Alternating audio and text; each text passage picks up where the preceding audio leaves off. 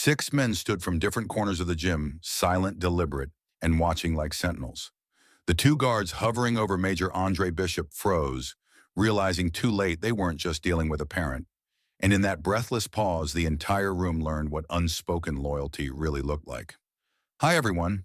Today we're diving into a story that might just shift how you see the quiet moments in life, the ones that don't make headlines but shape everything.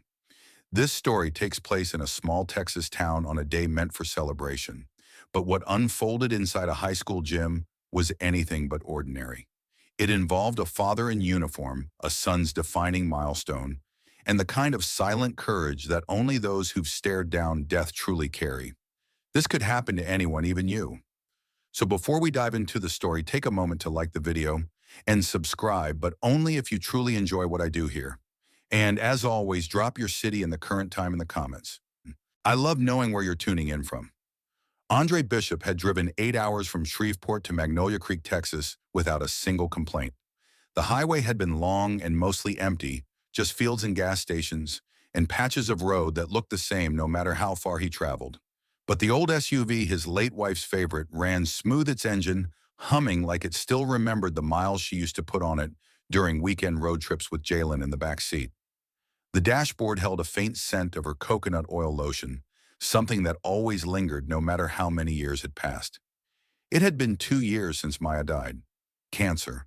Quick, cruel, and impossibly quiet, the way some things sneak in when you're busy doing everything else. She had loved hard and laughed louder, and she never missed a milestone, not a single one. So Andre made himself a vow after the funeral, standing next to her casket, with his son gripping his hand. No matter what, I'll show up, every time, for both of us. Now on this warm May morning, the graduation banner at Magnolia Creek High School flapped in the breeze above the gym's brick entrance. Parents were everywhere, some holding signs, others fiddling with corsages or phones. Andre parked near the edge of the lot, the kind of spot where no one would ding your doors. He shut off the engine, exhaled, and opened the glove compartment. The photograph was worn but intact, Maya holding Jalen as a baby, her wide smile taking up half the frame. He stared at it for a moment, then folded it gently and slid it into the inside pocket of his Marine Corps dress uniform. The uniform was crisp dark blue with red trim medals neatly pinned. His boots were shined, of course. He didn't do things halfway. Andre stepped out, adjusted his jacket, and locked the SUV. His movements were slow but purposeful. At 52, he wasn't as fast as he'd once been, but the discipline, the command was still there. People looked. Some smiled, some nodded respectfully. Others looked away too quickly. It wasn't his rank or his medals. It was something else, something that had followed him since the beginning. Inside the gym, the air was thick with excitement and the scent of floor wax and popcorn from the concession stand. Folding chairs were arranged in tight rows on the floor, bleachers already packed. Andre moved through the crowd like a current through still water, not pushing, not hesitating. He showed his printed ticket to a volunteer with a clipboard near the main doors. Front row left side, the man said after a glance. Family seating. You're good, sir. Andre nodded once. Appreciate it. He moved into the row and found his seat, a plain white plastic chair, just like all the others. But to him it held more weight than a throne. This was where Maya would have sat. She would have straightened Jalen's tie 10 times before they left the house, fussed over his cap, and cried through the national anthem. He sat down slowly, adjusting without complaint when the chair rocked slightly. The gym buzzed around him, kids chattering, parents waving across rows, staff members checking clipboards. Andre didn't look around much. He was still. His gaze rested on the far end of the gym where the students would be entering soon. He spotted Jalen tall like him, but with Maya's eyes. The boy looked calm, proud, a little nervous. It was strange how time worked. Andre remembered cradling him in one arm, whispering promises he barely understood himself. Now that baby was about to walk across a stage into the next chapter of his life. More people filed in. Someone laughed too loud. A balloon bounced off the ceiling. Somewhere in the bleachers, a toddler screamed. But none of it touched Andre. He sat perfectly straight, hands folded gently over his lap, feet planted. His uniform caught the light just right, sharp lines and polished buttons. He didn't wear it for attention. He wore it because it mattered, because it meant something to the woman he loved and the son he raised. Then the music started pomp and circumstance. The crowd rose a sea of movement and rustling programs. Andre stood too, his shoulders squared, eyes forward. The national anthem followed. Everyone placed hands over hearts. Some sang softly. Others whispered along. Andre didn't move. He didn't need to. His entire posture was a salute. As the final notes of the anthem faded into silence, the tension didn't begin with shouting or conflict. It began quietly with movement. Two men stepped out from the corner of the gym near the side entrance. They weren't in school uniforms, not law enforcement either. Their black polo shirts were tucked into tactical-looking cargo pants, radios on their belts, badges clipped to their hips, private security, contracted for the event, no doubt, probably to monitor doors and keep the parking lot clear. Andre saw them instantly. He didn't shift. He'd trained himself to observe without reacting, but his eyes, the kind Maya once said could freeze a room, tracked every detail. One man, short, broad-shouldered, barely 30, walked with tight purpose, like every step had to prove something. The other was lankier, chewing gum with the slow rhythm of someone who thought they were above the job. They moved straight down the side aisle, bypassing entire rows of families, then stopped beside him. The stocky one badge read. Dolan leaned down and spoke just low enough not to be overheard. "Sir, I'm going to need you to come with us." Andre turned his head slowly, calmly. "Is there a problem?" The lanky one, Peter, stepped in. "Yeah, this section's for family only. You might be more comfortable in the back." Andre said nothing at first. Then he reached into his inner coat pocket and produced the same printed ticket he'd shown at the door. The barcode clearly marked Section A, Row 1, Seat 7, family seating. "I have the seat," he said, voice flat. "Confirmed." Dolan didn't look at the ticket. "It's full." "It was full when I sat down too," Andre replied. "So who exactly gave you that order?" The taller one shifted, caught off guard by the calm in Andre's voice. "Look," Peters said, "we're not trying to start anything. Just asking for cooperation." "And I'm sitting where I was told," Andre said. "I drove 8 hours for this." People around them had begun to notice. A woman across the aisle glanced over, then whispered to her husband. Someone in the bleachers tilted a phone downward, recording maybe. A teacher near the stage paused what she was doing. Dolan adjusted the radio on his hip, muttered something into the mic, but never broke eye contact. "Sir, I'm going to ask one more time." "You can ask all day," Andre said. His voice was lower now, not threatening, just final. "I'm not moving." Peters sucked his teeth. "Man, we're trying to help you out." "No, you're trying to move me," Andre said. "That's not the same thing." There was no raised voice, no aggression, just a refusal to be pushed. And in a room full of people trained to celebrate, something had shifted. A stillness, a knowing. The woman next to him, white, elderly, with silver curls and pearl earrings, leaned toward him slightly, her voice barely above a whisper. "Don't you let them move you, sweetheart." He nodded once, not turning his head. Still, the guards didn't back down. Peters dropped his voice again, pressing.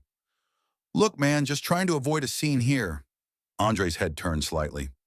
"Then stop creating one." That's when Peters dropped at the line. The one that carried weight older than both of them. "You'd probably be more comfortable in the back anyway." Andre blinked once. Not anger, not surprise, just calculation. He had heard variations of that phrase before. From a front porch in Georgia, a waiting room in South Carolina, even the mess hall on base. It wasn't about space or protocol. It was about place, your place, and a reminder that this moment, this celebration, wasn't built with you in mind. He didn't respond. He didn't need to. The air had already changed. Peters didn't pick up on it, but Dolan did. He glanced around, maybe noticing how quiet the surrounding rows had gotten, maybe sensing eyes now watching. Dolan's voice lowered. "We were just told to, by who?" Andre asked. Neither answered. Then from behind the third row, a man stood up. No words, no grand gesture. Just a deliberate rise to his feet. He was clean-cut in jeans and a dark button-down, arms crossed back straight. Not young, not old, just solid. He sat back down after a few seconds, but the message was clear. Then another man stood from the far right bleachers. Similar posture, same stillness. And another. Opposite side of the gym. Quiet. Focused. 3 now. No words, no signals. But they were watching. All of them. Dolan noticed. He stood a little straighter, unsure now. Andre stayed seated, still looking forward. His jaw didn't clench. His hands didn't curl. But something in the room began to bend, not from volume, but gravity. The guards were now on the edge of a line they didn't understand. But they were about to. Peters muttered again. "Why, you gotta be difficult." Andre's voice didn't rise, but it did sharpen. "Do you have a name, son, Officer Peters?" he replied, chest rising slightly. "You're not an officer," Andre said. "You're private security. Let's not pretend otherwise." Dolan stepped forward. "That's enough. Stand up," or he didn't finish, because the gym doors opened with a soft metallic click, and 3 more men walked in, one by one, spaced apart, entering from opposite aisles. They didn't wear uniforms, but anyone paying attention could tell. They moved like soldiers. Andre didn't look. He didn't need to. He already knew. The 6th man to enter wore a fitted black coat over a gray shirt, salt and pepper beard eyes like sharpened glass. Lieutenant Creedon West, the same man Andre once dragged across a minefield in Helmand, bleeding from the thigh with a bullet lodged near his femur. He didn't speak at first. He just stood watching the guards, then took a seat 3 rows behind Andre. His gaze never broke. Then came the voice. "Is there a reason this man is being bothered?" Creedon didn't raise it. He didn't need to. It dropped just enough to silence the gym. Peters turned. "Sir, we're handling it." "No," Creedon replied. "You're not." Creedon West took a step forward, not rushed, not dramatic, just enough to signal that this was no longer a private discussion.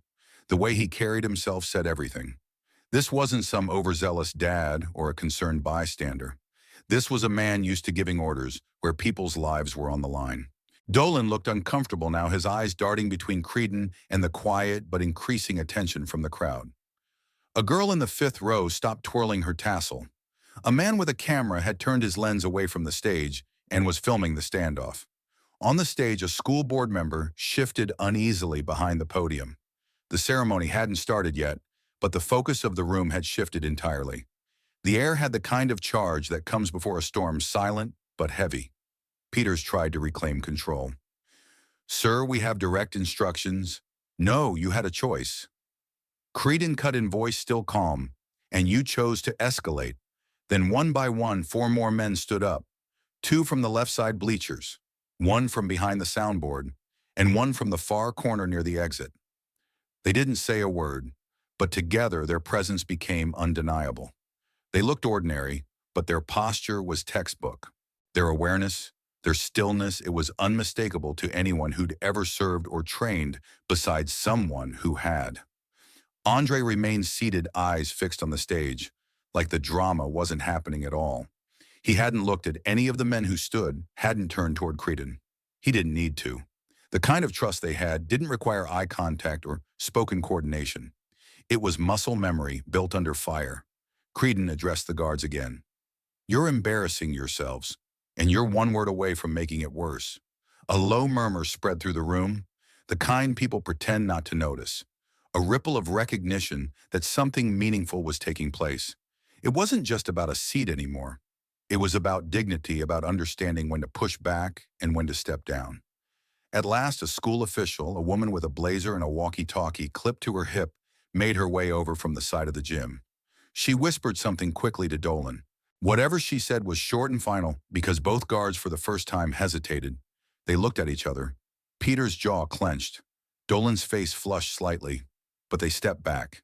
They didn't apologize, didn't explain, just turned and walked away, their footsteps suddenly very loud in the quiet gym. They disappeared behind the curtain leading toward the side exit. And just like that, the pressure in the room released like a lid being lifted off boiling water. Creedon didn't say anything else. He stepped back to his seat and folded his arms. The rest of the SEALs followed suit, silently sitting wherever they had been before, like nothing had happened. But everything had. People started clapping again, not for a name being called or a performance, but as if trying to stitch the mood back together. The MC announced the start of the ceremony, voice wavering slightly but regaining rhythm. A line of seniors began entering the gym, their caps bouncing lightly as they walked to the beat of pomp and circumstance. From his place in line, Jalen Bishop stood rigid. His heart pounded, not with nerves about the walk across stage, but because he had seen the whole thing unfold.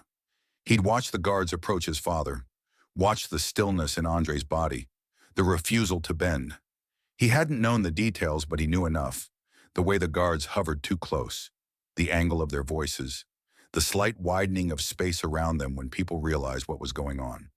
And then he saw the men stand, one by one. He didn't know their names, never met them. But the way they stood, it felt like history was repeating itself, just in a different kind of battle. When the first name was called, the audience clapped politely.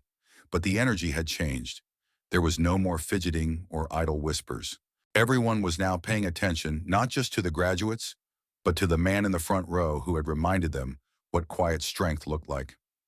Halfway through the alphabet, the MC paused slightly. Jalen's heart jumped. He was next. Jalen Emmanuel Bishop. The name echoed through the gym. And then something happened. Before anyone else moved, the 6 men who had risen earlier stood again. They didn't shout. They didn't wave. They stood and clapped in perfect unison. Each one delivered 3 solid claps. Not rushed, not delayed. Boom, boom, boom. It was like thunder rolling down the gym walls, and the crowd followed, at first slowly, then all at once. Applause broke out, not wild but intentional, powerful. Dozens of people stood, parents, students, teachers, not for celebrity, not for viral drama, but because they understood. They had seen what almost happened, and they saw what had stopped it. Jalen walked across the stage like he was floating. His chin was high, his steps steady. He shook the principal's hand, accepted his diploma, and then turned toward the crowd. He found his father instantly. Andre hadn't stood, hadn't clapped. He just looked at his son and gave the slightest nod. And in that one motion was everything: approval, pride, legacy, love. The kind of look only a parent could give. The kind that said, "This moment is yours." Jalen nodded back. The applause lingered longer than any other name. As he stepped off the stage and walked back to his seat in the line of graduates, he didn't care about the gown or the honor cords. He didn't care about the pictures or the party afterward. He cared that the man who had driven all night to be there had been seen and defended and honored, not with fists, not with outrage, but with presence. The ceremony rolled on, names continued, but something had changed in the air, like the temperature of the room had dropped and risen all at once. The crowd clapped for each student, but the rhythm of it had altered. It wasn't polite anymore. It was personal, like the gym had witnessed something it couldn't unsee. Something about justice, about recognition, about what it means to stand your ground without ever standing up. Andre Bishop hadn't moved since his son's name was called, still seated, hands resting on his lap spine, straight as ever. He didn't smile wide, didn't pump a fist, didn't wave to the rows behind him. He just let his eyes settle on the stage again, catching the exact moment Jalen returned to his seat. That was all the celebration he needed. Somewhere to the side, Creedon West remained standing, arms crossed. Expression, neutral, eyes locked, not on the stage, but on the man in the marine dress blues in the front row. His posture said what his voice didn't. We're still here. We're still watching. On the other side of the gym, the other 5 SEALs remained on their feet too, not in protest, not as a show. They weren't looking for attention. They were just present, together. 6 statues of loyalty spread like roots through a crowd that had never seen anything like this unfold in real time. More names were called, more clapping. A student tripped on the steps and recovered to a round of chuckles. Another flashed a peace sign as she accepted her diploma. Life continued. The mundane wrapped itself back around the extraordinary like it always does. But those who had seen the earlier confrontation, they knew. They wouldn't forget. In the bleachers, a young boy tugged on his mom's sleeve and whispered, "Who were those men?"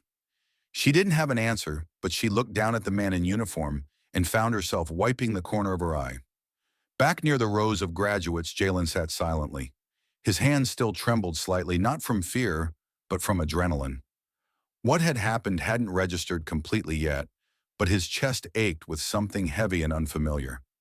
It wasn't grief. It wasn't rage. It was something more potent than either. It was clarity. He thought about walking off stage earlier. When he saw the guards approach his father, every muscle in his body tensed. He had almost handed his name card to the teacher and stepped out of line. He had almost made a scene. almost made it about confrontation, but something stopped him. Maybe it was the way his father didn't move. Maybe it was the way the room paused. Or maybe it was the moment Creedon West rose from the chair like the earth itself had decided to push back. Jalen had grown up hearing pieces of his father's service, but never the full story. Andre didn't talk about Kandahar or what it was like to lead men into combat. He didn't hang medals in the living room or tell war stories at the dinner table. What he did do was fix a busted fence quietly, show up to every parent-teacher conference, coach Little League like it was the Marine Corps. And when Maya passed away, he stood in front of their son and said, "We keep going. That's how we honor her." Jalen had heard the silence his father walked in for years, but today he saw it, and he saw what it drew out of others. The line of graduates began filing toward the back exit as the last few names were called. Jalen moved with them, but his head stayed turned just enough to keep his father in view. When the crowd stood and the caps went flying, he didn't cheer. He just watched as the last remnants of tension drained from Andre's posture. Not completely, just enough. The gym began to empty in waves. Families gathered with flowers and balloons, clapping their graduates on the back and wiping away tears with programs. Folding chairs were scooted back. Teachers shouted directions above the chaos. The principal offered handshakes by the exit. Andre stood slowly, stretching the stiffness from his knees. As he turned toward the aisle, Creedon was there waiting. "You all right?" Creedon asked quietly. Andre nodded. "Been through worse. Doesn't mean you should have had to go through it today." "No," Andre said. "It shouldn't have happened." One by one, the other SEALs joined them near the back of the gym. No formation, no salute, just presence. Still alert, still aware. Peters and Dolan, one of them, asked. "Gone," Creedon replied, escorted out by the assistant principal. She looked like she was ready to cry. "They'll think twice next time," another said. His voice wasn't angry, just certain. Andre nodded, then checked the crowd for his son. "I want to see Jalen." The men gave space. Creedon stayed by the gym door as Andre stepped out into the late afternoon sun. The sky had turned golden, the kind of light that paints long shadows on concrete and gives even tired parking lots a kind of peace. Jalen stood near the flagpole, surrounded by a few classmates. His cap was off now, and his gown hung open. He looked up the moment Andre stepped outside. He didn't wave, didn't run. He just walked toward his father slowly, his feet moving with the weight of what he'd seen. "You okay?" Jalen asked. Andre nodded. Jalen hesitated. "Yeah, but I saw it, Dad. I saw all of it." "I was ready to say something. Ready to walk off that stage if they pushed you." Andre put a hand on his son's shoulder. "And that's exactly why you didn't." Jalen looked confused. "Because you knew I could handle it," Andre continued. "And because you handled your moment the way you were meant to. You didn't let them steal it from you." Jalen looked down at his diploma folder, then back up. "Who were those guys?" The ones who stood up. Andre glanced back. The 6 men were now gathered loosely near the exit. None of them were talking loudly. They weren't looking for attention. They were just there, as they always had been. "Men I bled with," Andre said. "Men who don't need a call to know when to show up." Jalen's eyes widened. "That was powerful." "It was necessary," Andre said. "Because sometimes silence speaks louder than shouting, and when real men stand, they don't need to explain why." Jalen swallowed hard. "I want to be like that." Andre's voice softened. "You already are." The last of the crowd began to thin as father and son crossed the parking lot side by side. Around them, parents loaded folding chairs into trunks, tossed bouquets into back seats, and shouted out dinner plans through cracked windows. But for Andre and Jalen, the noise had blurred into background hum, like the world had slowed just for them. They reached the old SUV, the one Maya used to drive to soccer games and PTA meetings, and paused for a moment. Jalen ran his hand along the side of the door, tracing a thin scratch near the handle. "She would have made us retake every photo today," he said, voice catching on the edge of a laugh. "Probably forced me to stand up straight until the sun went down." Andre chuckled low. "And she'd have cried through the entire ceremony." He unlocked the doors. The interior was warm from the afternoon sun, but it felt safe, like stepping into a memory that still had room to breathe. They both climbed in. Jalen didn't speak for a while.